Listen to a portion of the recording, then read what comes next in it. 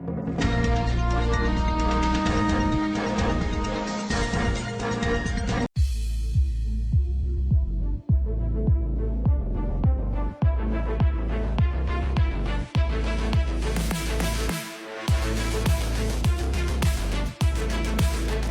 baik datang dari YouTuber Atta Halilintar. Setelah dinyatakan positif COVID-19, kini perkembangan kesehatan Atta Halilintar semakin membaik.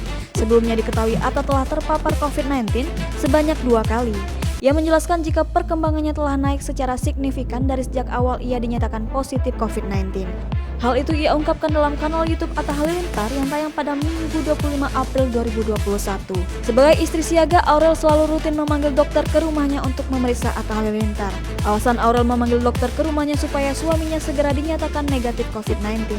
Setelah sampai di kediaman pengantin baru ini, dokter memeriksa kondisi Atta dan memberikan suntikan yang ketiga kalinya.